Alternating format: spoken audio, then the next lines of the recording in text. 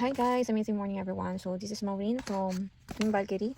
So for today's video, pag-usapan po natin ang isa sa mga kung paano kumita kay I Am Worldwide. So isa na po dito yung sales match commission. So sa sales match commission, may nakaready na po tayo. Ayan. So sa bawat packages, kung natatandaan po natin, ang bawat packages po na kung halimbawa ay ito pong inyong nakuha, meron po yan silang katumbas na sales match commission. So sa Jade, 5,000, sa Platinum, 4,000, pag Gold, 1,500, pag Silver, and Bronze, 500, pag Copper, 250. Makukuha mo lang po ito kung tayo po ay mover. So, pag mover po, kung halimbawa kung kayo po ay Jade, ayan, ito po ang ating requirements. Paano ba maging mover? So, pag mover po, yan natin i-fold. Pag Jade po tayo, so yung, pag Jade po tayo, ito yung ating initial na Jade, tsaka yung P na Platinum, meron tayong Gold, Silver, Bronze, and Copper. So, sa pag Jade, ang requirements para maging mover ka ay kailangan mo makadirect referral ng Jade or Platinum. It's either the two. So, kung automatic mover ka na yan pag itong nakuha mo. Kailangan at least dalawa para maging mover ka. Pag halimbawa isa lang, hindi ka pa yan mover. Kailangan mo ng, kung gusto mo naman dalawang Jade, mover ka na yan. Ayun. So, pag Platinum, it's either Jade, Platinum, Gold. Pero pag Silver ang iyong na direct referral, hindi ka pa yan mover. Pag Bronze, hindi din pwede, tsaka Copper. Pag Gold ka naman, hanggang Bronze, pwede ka maging mover. It's either itong Jade, Platinum, Gold, Silver, Bronze. Pag Silver ka naman, open siya sa lahat. Jade, Platinum, Gold, Silver, Bronze, and so forth. Pag Bronze, open din siya sa lahat, mapapansin mo. Pag Copper, ganun din siya, open. Basta, nakadalawa ka, automatic mover ka na yan. So, halimbawa, mentor Mao, paano yun nag-work yun sa sales match? Sa sales match po, itong SMC natin, ay ito siya. Halimbawa, Jade ka, naparesan mo din ng ito. Halimbawa, ikaw ay nasa iyong left side. So, ang kailangan nating workout dito ay si Team B. Kasi dalawa lang naman yan eh. Team A tsaka si Team B. Team A. Ayan. So, dalawa lang po yung ating tatrabahuin dito. So, halimbawa, mentor Mao. Ikaw si Jade. Nakakuha ka ng Jade din. Tapos, Jade dito sa kabila. So, sabi dito, yung iyong Jade, meron kang 5,000 na PP. Yung product points. So, yung PP na yan, yung product points na yan, meron kang 5K dito. 5K. Tapos, 5K din dito. Pagplasin mo lang yan. Ang SMC mo, pag ikaw ay Jade, 10,000 automatic.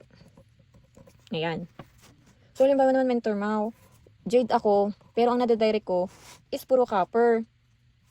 So, ang ano dyan, ments, ay, halimbawa, ikaw si Jade, tapos nalagay kasi ng Angel Mentor, ang direct mo na referral mo is Copper lang.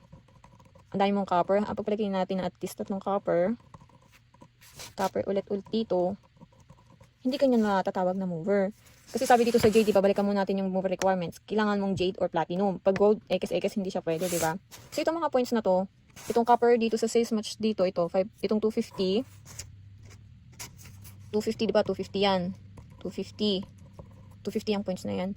So, meron ka na ng 750 na total. For example lang, dyan na yan, di ba? Ay, mali. 750. Ba't 7,500? 750. Itong points na yan, mariretain lang naman dyan. Kasi itong binary, yan yung tinatawag nating binary balance. Wala naman tayong flash out, diba, sa company. So, ito, kailangan mo lang maparesan dyan para makuha mo itong 750. So, kung halimbawa, dun sa pang-apat mo, ikaw ay nagkuha ng, nakadirect ka ng Platinum. So, kung sa Platinum, di ba, 4,000 yan siya. Tapos, dun sa iyong pang-5 na direct, ay nakakuha ka ng Jade. Ay, salamat, nakakuha ka ng Jade. Automatic yan siya na mapupunta dito sa iyong left side. Ito, di ba, right? Ito yung left side. So, automatic yan sa system. Hindi ito gagana itong, itong right side pag hindi ka nakakuha ng Jade and Platinum. Dito lang siya mapupunta sa iyong spillover. Dito. Kung saan ka nilagay ng Angel Mentor mo. Halimbawa, puro ang nade-direct mo, puro Copper, Silver, Gold. Okay lang yan, nandito lang naman yan. Ito yung mga mariretain na points sa'yo. And then, pagdating ng panahon at nakalagay ka na dito sa iyong left side, mabubuo na yung ating SMC na tinatawag. Ayun siya. Di ba ang Jade ay 5K. So, meron ka na ditong 750, tsaka 4,000. 750 plus 4,000 ay 4,750. Ay, kulang pa rin. 5K, hindi yan siya pa-plus.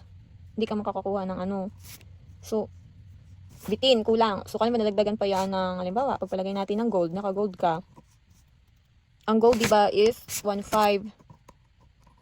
So, 1,500 plus 4,750, 9,500. 9,500 yung total mo. So, yung 5K plus 5K, meron ka na dyan 10,000 na SMC.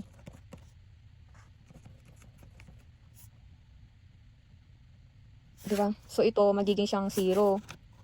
Kasi yung ano natin, diba, per week yan siya. So, magiging 0 ng balance kasi pinartner natin siya dito sa right side. So, dito, ang mariremain mo na lang, dito sa iyong team B mo, nabawasan na siya ng 5K. So, ang matitira na lang dyan ay wait lang. Ba't 9,500 to? Mali. For 750 plus 105, 6250. Hindi 95. 6250. 6250. So, minus 5,000. Ang natira na lang dito sa iyong balance sa kabilang side ay 1250. 1250. So, ito naman, waiting points lang yan na tinatawag natin. Waiting points. Kung saan mag-ano naman siya dito sa team A, sa team A mo. Ayan. Basta ganun siya nag-work sa sales match.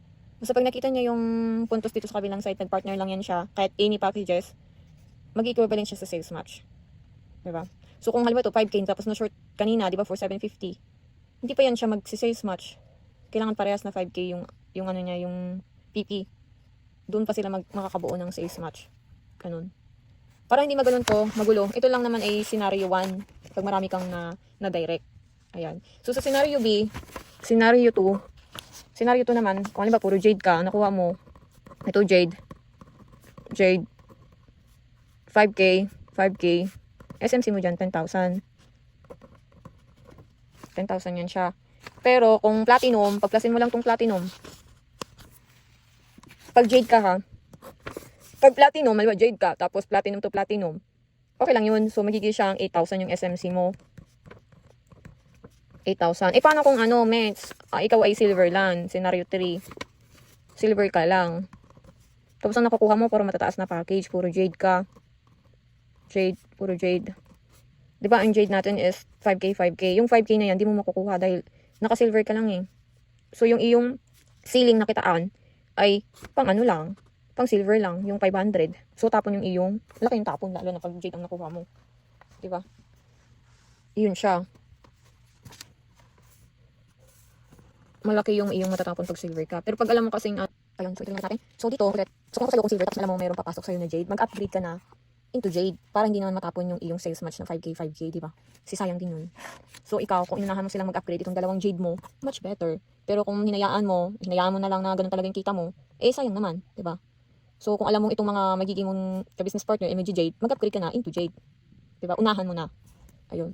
So sa ano naman natin, ganun din siya pag mababa, halimbawa, copper ka, ikaw si copper. Kasi ang ano lang natin is 250, di ba? Ang copper, kung halimbawa naka-jade, ganun din, same, vice versa, ganun din lang din yung kitaan. Nakasiling ka lang dito sa 250. So, bakit papaabutin mo pa ng ganun, di ba? Hindi mag-upgrade ka na agad. Ayun siya. And then, ang bawat packages kasi, meron tayong tinatawag na maximum weekly income. Kapag copper ka, ang maximum lang ng weekly income mo, balik tayo sa copper, pag bronze, silver, gold. Kapag ikaw ay platinum, jade, ang maximum mo per week pag copper ka ay 10,000. So pag bronze ka naman, medyo malaki-laki, 20,000. So sa silver, 25,000. Pag gold, 50K. Pag platinum ka, 100,000. Pag jade, 150. Pag sapphire, iba naman yung maximum weekly income niyan, 200. Pag ruby naman, ay ibang cleaning na yun. And so forth. Yun yung mga maximum weekly income.